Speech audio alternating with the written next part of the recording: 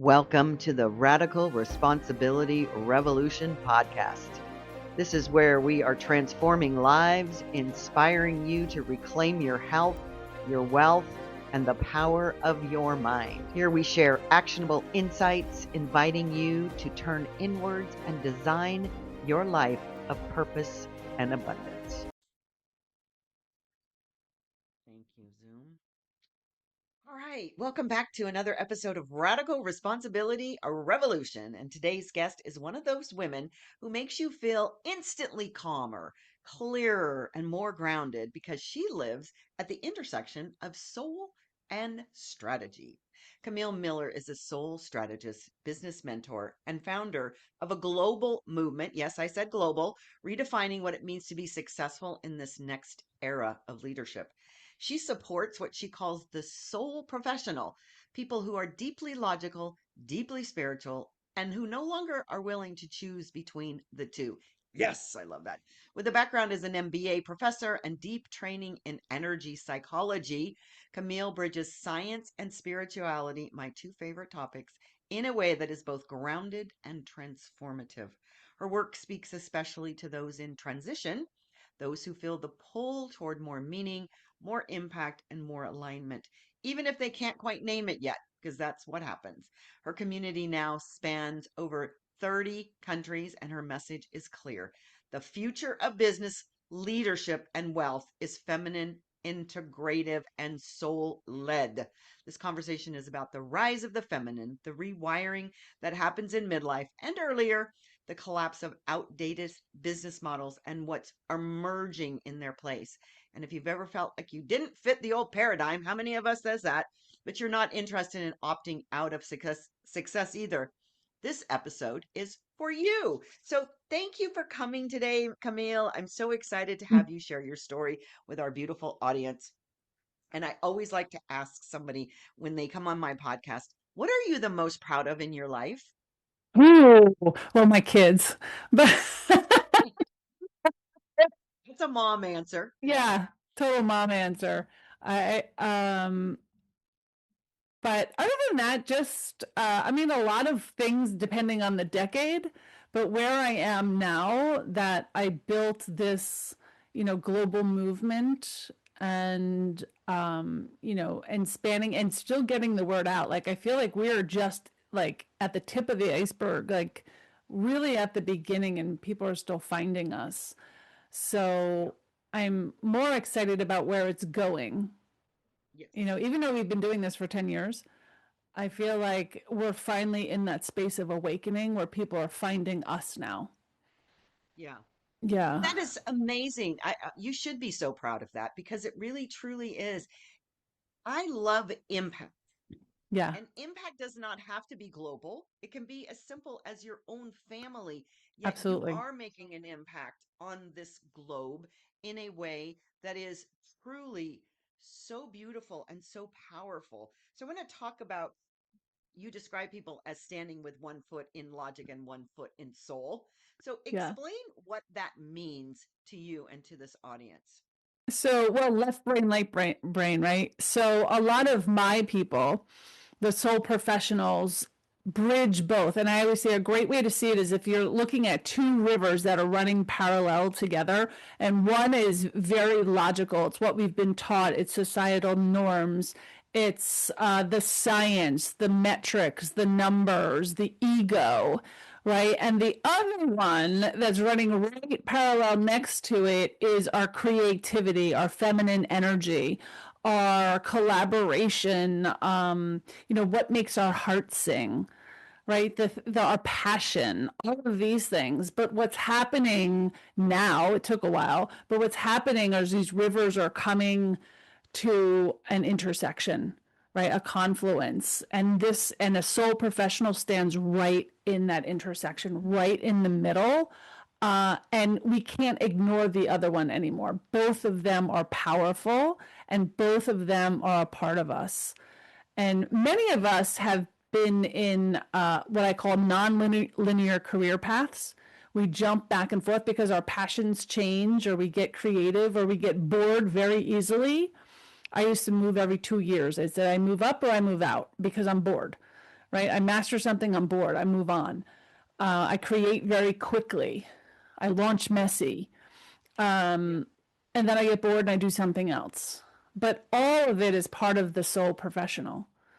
And I think that there's this new becoming or becoming aware of who we actually are and being okay with it. I felt like there wasn't a place of belonging for us. So many of us ignored the side of us that was creative or soulful. And because society has taught us to be more in that logical brain. Right. So now I don't think we can any longer refuse it, right? Ignore So it. I Go Yeah, I ahead. refer to it as our feminine energy and masculine energy. That feminine geniuses are that connection, collaboration, Absolutely. intuition, flow, and the masculine is the doing, the building, and all of that. And we need The both. ego.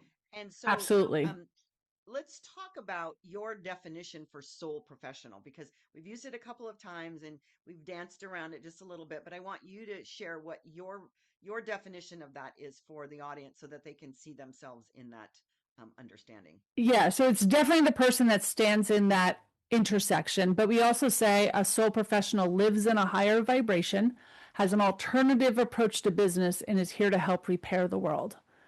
So Mm, we have that impactful side, right? yeah. We know that our purpose is beyond our profit. Oh, purpose beyond profit. That Yeah. is so huge because that really is a conversation that's happening. And as an abundance teacher, I've always taught that we can have as much as we want, and yet there isn't a need for tons and tons and tons. That's the differentiation that I'm feeling that the world is moving towards. It's just the allowing of good to come into your life because we are nature and nature is abundant. Y- And yet yes.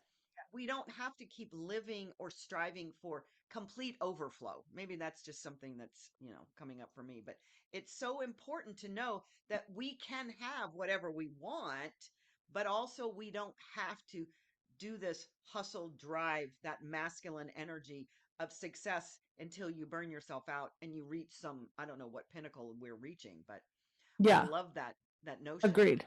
I do want to say that I think it's important that we have profitable businesses, right? Oh Because yeah. we have to create wealth to have impact. But when we create it, we are in control. Money is how we vote, right? Money is how we help. Money is how we have impact in the world. So it is an important part of it. So we always teach wealth and money as I teach Yeah. business. Like it's Yeah. important, right? And I feel like a lot of spiritual beings, and especially ones with gifts like psychic gifts or healing gifts, Hmm. they don't feel like they can charge for their worth, their value, their gift in the world because it comes so naturally. Yeah. And that I also want to encourage people not to go down that path, right? That Yeah. your gift is your There, gift and it's worthy. Just like a yeah. scientist has the gift of a brain, right? Or an engineer with the gift of math. If your gift is healing or, psychic or mediumship or whatever your gift is in the world, it's just as important and just as worthy and just as needed. Right. It's just as important, especially in It's this new owning world, right? This new awakened owning our world. value.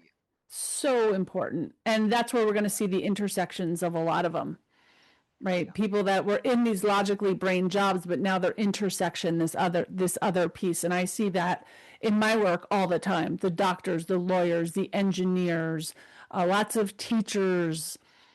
Those are the people that we're seeing integrating into this other half of themselves that they've ignored all this time. Yeah.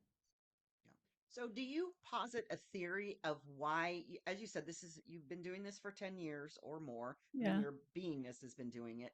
And yet there is this spark that's happening. There is this Yeah. energy that is percolating up to the very top so that people are recognizing that. Do you posit a theory as to why that's happening? Well, there's a lot in astronomy, and I'm no astronomist, right? Or numerologist or any of those gifts. But there is a lot in the energy. And they say that now we're in the age of Aquarius and these portals have happened and all of this. I can tell you from someone who feels energy that this is Mhm. absolutely a different place and a different rising. And I think it's also a time of awakening, right? We feel the feminine energy rising. We feel it. We feel old, the patriarchy and things built on ego and money and capitalism. Like it's crushing. It's falling, and we're watching it happen. And there will be this new rise. My guess is that over time, hopefully in the next decade or in my lifetime, that the borders will become blurred and we're going to become one as human beings, right? And help each other rise. And I think big corporations are going to fall, and it's going to be the smaller entrepreneur that has the olive branch across borders, helping the next one. And that's a part of the Soul Professional Network, is helping each other find each other and work with each other and hire each other. So we're starting from that same foundation. And I think that's a big part of where we're going. And we're seeing things collapse because we're fighting over it. And that's going to happen. That's a part of collapse, right? People like the old way. They always have every Yeah. decade. But Yeah, this is it's a definitely thing that changing. it's a comfort zone issue to me that we want everything to stay the same, yet we are evolving in leaps and bounds right now. The things that Yes, have happened just in the last 5 years are so much quicker than what happened in the previous 20. So absolutely. it's such a great time to be alive, to be experiencing this on this human level, because we're not our humanness is not what makes us who we are, which is so beautiful. Exactly. And yet we're all kind of stuck in it. So it's so lovely to connect with this idea of we are connecting our soul with our business, because for so long, our personal and our professional separate, right? Absolutely. Yeah. So speak to that about how this integration is looking for us, that we're just one being, right? We're one being on the planet, but we're one beingness in our life, our individual lives. So Yeah. we don't need to compartmentalize anymore. How does that look in this soul business? Yeah. Well, that's what I call authentic success, right? We are one in our truth. We show up who we are in our personal life as well as our professional life. And I can tell you, even 10 years ago, right, when I was in a corporate job and you wore the suits and you did the thing, when I came home, man, I could not wait to shed that all off as soon as I came home because it was not who I was. It was who I was pretending to be. So I fit into really the masculine world, right? And Yeah, that's how yeah, I was able to rise, right? I did all the things so I could be at the top of my game, but it didn't feel good. It was like a suit I put on to be a professional. And it wasn't until the job I had before I created this company, I worked in organic agriculture, that I was going into barns and I was on the fields and I was talking to people and I couldn't dress like that, and learning right. to unravel and seeing that soulful side of me rise because I was in the land, I was around alternative medicine, I was sound healing in the and everyone else was doing it, and I was like, oh my, it was like I was being called home, Yeah, and I was like, wow, this is me. And all of that laid the foundation to creating this company. The first one, which is still our parent company, called the Natural Life Business Partnership. It was a way for all of us to come together. And that's what created the Soul Professional Movement, is under that. But it was a way for all of us to connect and collaborate and call home. And yeah. I think that's just deepening, right? And So especially with the I rise of the agree. feminine. And now we see Yeah, more women over 50 creating businesses, more women own homes, at least here in the United States, correct. than men. We have bank accounts, we control money, right? So that is the big shift. And hopefully in the next close few years, we will become more of leadership in government and all of that. And that's where we're going to see all the really big change. But right now, there's a So fight. yeah, well, we have to have a little, That's part of conflict it. and That's part of chaos it. to burn things Yep. down to start over. And you use the word authentic. So I think it was 2023, Webster's. made that the word of the year. I don't know what they did, Okay. something like that. I'm over it. It feels very 2023 authentic because it's a really, I think, misunderstood word. Mm-hmm. So I want to really dive into that word itself. That authentic is not, I can just say whatever I want conversation. It really Yeah. is describing what you just shared, but I want you to explain it a little bit deeper of how this relates to a soul business, soul professional, about being authentic, not just by the clothes that we wear, because that's one aspect of it, but how does that feel in our skin? What does that look like? Yeah. So to me, when we talk about being authentic, it's being in your truth, but it's not only knowing your core values and your vision and holding it, it's regulating it in your body.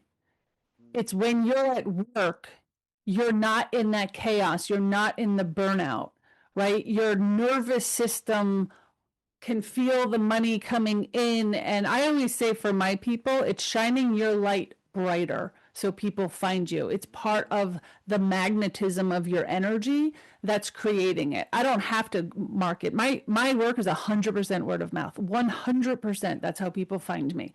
Never paid for a Google ad or did anything like that. Right? It's 100%. So when things aren't going well, and this happens for all of us, right? It's how can I shine my light brighter? How can I be more? Right? Not how can I sell more? How can I help more people in the world so that they're talking about me? Right? So that's authentic. And I always tell people if you're following like marketing programs, we'll use that just as an example, right? And because you have to post 5 days a week and you have to do this, but if it's not really you and coming from you, like if you feel that piece, like I have to get 5 pieces of information out, that's not attracting anybody because your energy is not in it. You're better off putting out one glorious piece about a client's story or sharing a testimonial or doing something that's really in your truth than anything else. One of the things that I started, I think in May, was to start, I started a LinkedIn newsletter. And I oh literally yeah. wake up every Monday morning, I get my cup of coffee, and I just write whatever's on my mind in that moment. Hmm. And I do it before I go to the gym. I start about 7:30, I'm at the gym by 9. So it doesn't even take that long. It's just kind of a brain dump of what's coming to me in this moment that I need to share with my community. Hmm. And that's where it all comes from. And it's that authentic piece of Hmm. me that sharing that people start to comment and go like, oh my gosh, I was feeling this, or oh yeah, I know exactly where you're coming from. And then they start to follow me. It doesn't mean they're going to Yeah. spend money or buy things, but it's part of creating that energy where people feel safe and a part and belonging. Belonging is one of my core values, right? That safety and belongingness. Hmm.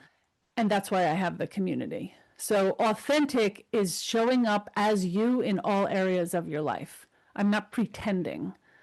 Right. And we're not wearing a costume in one area over here and another costume over there. And I Exactly. think you just gave so many people permission to stop doing all the social media stuff, including myself. So thank you very much for that. One thing you shared during our pre-call that I love so much is that you've said you've dropped the word midlife from your language I did. because you're getting activity or getting responses from people that aren't in midlife. And for me, that is so encouraging. That is so hopeful that it isn't just women in, especially women in midlife, because we've rewired our brains and the wisdom is coming and all of that. And we're now looking Mm-hmm, for our mm-hmm. purpose and our passion. But that's something that's happening for the generations before us. So share with me about how that has colored how you're looking at things, but also the hope that it's giving you. Yeah. So, my ideal client, people that were attracted to me, because we attract who we are in the world, right? Started at, I would say like 48 to 62 Right. was right my target, my sweet spot. But what's happened is it has widened so much, right? And it was actually only like 6 months ago, a client signed on with me. And she's like, I really didn't know if I was your client because your stuff says midlife. And she was in her 40s, but she did not identify with that word. Right.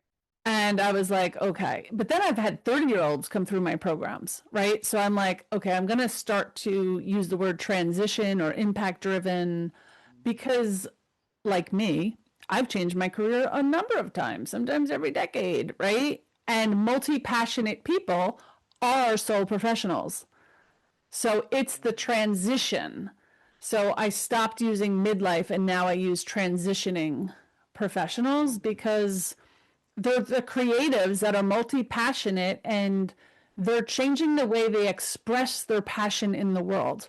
We usually have the same purpose throughout our entire life, but we express it differently throughout the world, right? Throughout different decades. I've always been a teacher. I have been a teacher in every single role I've Yeah. had, but I've had Yeah. many, many different roles, Yeah. right? But I've Well, always come out to be a teacher. yeah, I'm so glad you brought that up because that really is one of the things that I, for my whole life, have struggled with as far as whether the niching down the conversation, whether you call Yep. it that or something else. And so it really is, it's about the purpose, and I have that teacher energy as well, but it also is that passion. And so I want you to just really tease that out a little bit about this multi-passionate people, because I know there's lots of women on here listening to this saying, I'm multi-passionate and I feel like I'm having to go into a box, right? I mean, that's what that is. That's what that feels like. So talk about that, what that looks like, how you've experienced it, and how you've helped other people navigate that, because that's really Yeah. important. A lot of people feel that they have to turn off a side of them. And the point of the sole professional is no, you don't, right? Or if you've always had a hobby or something that's interest you, it's how do we dovetail that back in if we can, right? If you're a jewelry maker, right? You're really an artist. You probably paint, you probably are a musician, you probably do all this other stuff too, right? So your thing is the arts. Like it's a bigger picture, it's the arts. How are you expressing it this year? Well, this year you're making jewelry, but maybe 5 years ago you did canvas paintings, or before that, or in the background you belong to a band, or you know, you're playing the cello with friends at night. I don't know. But Yeah. but the thing is you're all in the arts. So how do we dovetail? How can we look at that in a way, hopefully to make a business, a passion driven business? But I feel like a lot of us have that, and maybe it's different things in different decades, and that's okay too. Yeah. Or it's the same thing in very different ways. Like I said, I'm a teacher, right? I tried teaching at a college. I've taught continuing ed. It's not really for me, but now I have the business school and I teach to my free community because I'm a teacher. That's what I do, right? I was a sales trainer way back in the day.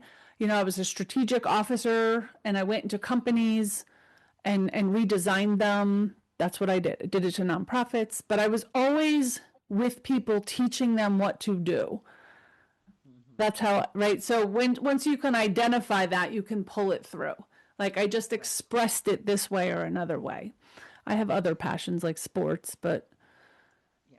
the So it's so in contradiction to the way that we have been programmed and trained yeah, throughout time that it goes back to people getting jobs and staying at the same job for 30 years, retiring, get the gold watch or whatever they do. And I was right. at Podfest this weekend, and a woman was on the stage during an open mic night, and she's talking about she's a Gen Xer. And I'm like, Gen Xers are old. Like I'm old, I'm a boomer. But and we're the last generation that's went into a job and was there for a long time and all of that. And I thought, okay, that's cool. But here's what I'm hearing from you, and I want to really explore that a little bit. That is not the norm for us as a human. Number one. Number one, that's not the Yeah. norm for what our souls want. And it gives us permission, the way you're explaining it, to explore all facets of ourselves. I think that's the thing that I Hmm. love about this podcast, is to just give people permission Yeah. to say, wow, that's an idea that be curious about it. I didn't think about that. This is a beautiful arc of you show up. I mean, we, meaning you, the universal you, show up in this beautiful energy, and we can put it out there as long as we know our values and our purpose. It doesn't matter how we iterate it. So talk about maybe some of your clients that you've Yeah. seen that happen with them. They've tried many different iterations of themselves, and yet they feel so fulfilled by that. And there is nothing that is negative about that. This is what's so important. Is this such a beautiful way to look at life? Yeah. I think I'm Gen X, and I I think as I grew up, first of all, I had a stay-at-home mom, right? Women were just kind of getting into the workforce. You didn't have a lot of role models of women working, right? I saw it kind of as I went to for my MBA and stuff, but it was not the norm. And honestly, in my own family, it was not supported. It was not Hmm. supported at all. So it was difficult, and I felt like I was fighting against people all the time to prove my worthiness, to prove that I can do it. And I think that's a big part of Gen X, especially women, right? That we didn't really explore other facets of ourselves because society already told us who we were going to be. We were going to be the wife. We were going to be the mom. We were going to be the stay at home. Like we had this role. And by doing that, we really didn't have outside, right? So I worked, I raised three kids. I became a single mom later when my kids were teenagers or in high school. Um, and then I had to figure out what else can I do? Like, where is me in all of this? And I still have moments like that. And that's one of the reasons I travel. It's like, where am I in all of this? Right? When I'm not the kid, now I'm, my parents' caregiver. And so I'm always giving, giving, giving. So I think for women, it's been especially hard for us to find where we are and what lights us up just as an individual, because we really haven't been allowed to have the time to express ourselves. Men usually always have, because they've always had a wife home taking care of everything, right? They've had that. So they could go on a Sunday afternoon and play golf for 4 hours and then hang at the bar with the guys. A woman couldn't do that, right? So I think now we are starting to see women going, it's my turn. We're seeing more women over 50 start successful businesses, I should say, than ever before, right? They're owning homes, they're controlling money, which we haven't seen before. Right. So seeing a lot of pushback from it, Yeah. from the male ego. But that's going to be our future. And it's how are we recognizing ourselves in all of this? So you had asked about companies, working for a company all day long. I don't think Gen X really thought that that was going to work. The baby boomers was probably the last generation, and it didn't work. They probably went into it thinking that it would work, Mhm. coming out no. Except if you were a teacher or you're in a union, it probably still worked. Still working today. A lot of your trades maybe, Yeah. but for corporations, that money's not there anymore. And the loyalty is not there anymore, and that's why I think that whole thing is going to crush, because they weren't loyal back. And we're starting to see that, right? A lot of corporate at this Yeah. point, right? Yeah. I don't know that I had agreed with her when she was up there saying that, because I think Mm-hmm. I've done a generational conversation when I taught leadership, but the idea of being at the same place, even the idea of loyalty, I Mm-hmm. don't think that that's a human trait for a work environment. That's just a personal opinion, that Yeah, we really truly want to explore and be curious about life. And if we do the same thing every day for 30, 40 years, I don't know. I didn't do it, so I don't know about that trajectory. I'm like you. I was doing I something never different did it. every two Yeah, years, or it's like I used to be told by recruiters way back in the day that my resume looked like was a job hopper. And it was like, no, I'm just bored, as you just said in the beginning. There's a lot of us that just get bored with this kind of lifestyle. So let's yes. talk about you and energy psychology a little bit, because I love Okay. exploring anything with energy. And if it's got to do with psychology, it's just another layer of beautifulness to it. So tell me about your how you got to be into that and what that serves you with going forward with your clients.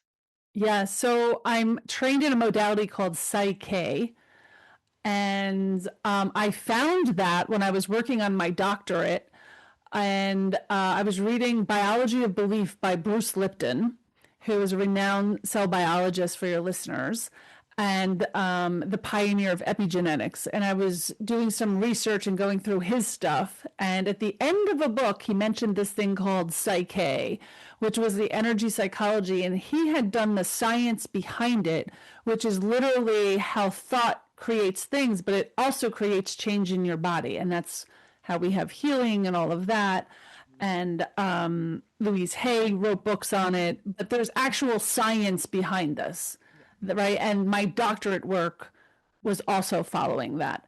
So that's how I found this psyche. And I don't believe that there are coincidences in the world, but there was something when I came across it went, I feel like I should look deeper into this.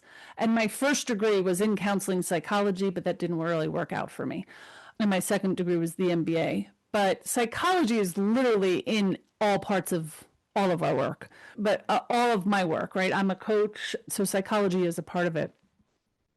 But I found this, and then I knew I had someone in my community that knew something about Psyche, so I called her, and I was like, "Hey, I came across this in my research. You want to meet for a cup of coffee? I'd love just to learn more about what this is." And we got coffee, and I learned that she was an instructor. And she's like, at the end of the year, I always come back to New Jersey and I teach the basic class. Would you like to come? And I'm a single mom. And I was just like, I don't know how I'm going to pull this one off. Right. But I do live in New Jersey. And it turned out to be like 20 minutes from my house. So I went and I took the basic class. And I felt like I had a magic wand. So what Psyche does is it goes into your subconscious belief system. And if you think of it as like a file draw, it pulls out the draw that's not serving you. And it says like, what is your belief in here? What's this file say? And we take out what's no longer serving us. We put a new file back in there and close the draw. So you can never retrieve that again. And what got me is I did the whole basic class. It was like 3 days. Did the whole basic class. It was great. And then she was being trained to be an intermediate level instructor. So she had someone come in from Turkey and said, he's training me, so I have to run this class. So a lot of the class came back to do the intermediate. And there was we call them balance, a balance that had to be done. It's called a core belief balance. And you really have it done once in your life. And he was explaining, we do this once in your life. I need a guinea pig. And I was thinking, if I'm only getting this done once in a life, I'm going to be the guinea pig because you're doing it and you're the instructor. And to give some background, I had come out of a pretty abusive marriage and I had been in counseling for 3 years. I went to Psyche. He balanced me in 45 minutes. I never went back to therapy. It was completely gone. All of my self-worth, all of my stuff. And I was like, where the hell did it go? Like, I was like 3 years of talk therapy didn't work. And I was like, and it was just this instant, it's just gone. And you can't retrieve it again. It's just gone. It's not in my system. Right. And then I knew after that, and now I know the science behind it from my doctorate work. After that, he's like, you need to rest. He goes, because your body's changing right now. And it was cellular change that was happening. And he's like, drink a lot of water and dehydrate. And now I can see like my clients dehydrate. And it was remarkable. From there, I went to get the master level so I can do it. This is before Zoom, but now I can do it through Zoom and everything else. So enter that energy is the only thing I'm into, but it's really helping with subconscious beliefs. So as I help entrepreneurs and we create the strategy, if their soul and body isn't in alignment, if there isn't coherence, right? I can give you all the strategy in the world, but if your body doesn't believe it, Yes. it's not going to work. So I give you the strategy now, and then I make sure your body's belief system is in coherence. So it's both. And there are not many systems that do that. It's not just being in alignment, it's also being in coherence. It's so your I think systems are, that's the God, yeah, that's such a big missing piece of it our sure puzzle is. in the Yes. world because I met another woman this weekend and bless her heart. I'm a mindset coach and I went, "Oh, okay." Because it isn't about mindset. It's about the body. The body has the stored memories. And Yeah. I learned that from Dispenza, Yes. many years ago, but it Yep. really is so important to understand that all of those beliefs have a chemical signature that are in the body. It doesn't matter Yes. what you do up here. And so I love that you're explaining that because that is the truth of how we change whatever those subconscious limiting beliefs are. So that's beautiful. So how does somebody get with you to do that with themselves or with you? Yeah. So you can go to my website. I'm Camille L. Miller. The L is important. Or you can go to soul professional.com if you want to come to any of our free stuff. There's a whole free community. If you want to work with me directly, you can also find me in the business school and everything through there. Yeah. So all of that will be in the show notes. Yeah. And I'm telling you, Psyche, oof, so beautiful and so wonderful because it is. I talk to so many women too that are in therapy. And I Mm, think, my God, that seems like such a slog to me. I know it's everybody, they need to find things the way they need to find them, yeah, but this neuroscience is really just the key to so much. absolutely. And so what I want to talk about right now is that we're in 2026. This is an incredible year from numerology's perspective. It's year one. We just came out of year nine, which that's why all the Yeah. Yeah. crazy stuff is going on. And so you're a very intuitive person. You're opening up to your feminine energy. What is it that your intuition is telling you is we are on the precipice of? The awakened leadership, like that's how I feel. Like I keep having, I'm also claircognizant, and one of my superpowers is I see what's going to happen before it happens, usually about 2 years, but not always. So you can't keep me. It's like I don't know until it actually happens. Like I don't get dates, but there is a feminine rising, right? The energy, but also women. And I see, especially in the US, I live in the US, I believe that our leadership is going to, like, women are just going to come out of the woodwork and Yeah. change. So I do believe that the future is part of this feminine energy, this new awakening. Those are the new leaders, the sole professional of in the world, the bridge to the future. Those people that are standing in that confluence, we are the bridge of the future. We are the new leadership. It's just ready, are we ready to take that role? And I think many are. They're tired. Yes. They're very tired of what's been happening and they're ready for this new world. So that is exactly what I see happening in the future soon. Yeah, I agree. And I recently came across a statistic that I just share all the time now is that there's 1 billion women on the planet that are in some form of menopause, either peri, Mm-hmm. middle of it, or after it. And so what happens when we go through menopause, we rewire our brains completely Yes, we do. for wisdom. So We this sure do. wisdom of 1 billion women that Yes. never happened before on the planet is, to me, that is the energy. That is what's happening. And so your prediction, which I believe 100% is already coming to be, and it is a beautiful thing. Yeah. So let's go to your future self for a second. Let's dive into your future self. You can close your eyes if you want. And she's here talking to you right now because she is even wiser than you are at this moment Mm, because mm. you're just growing and becoming wiser and wiser. You are the wisdom bearer. But she has a message for you to bring to us in 2026. So let her talk to you for a moment and then just share that with us.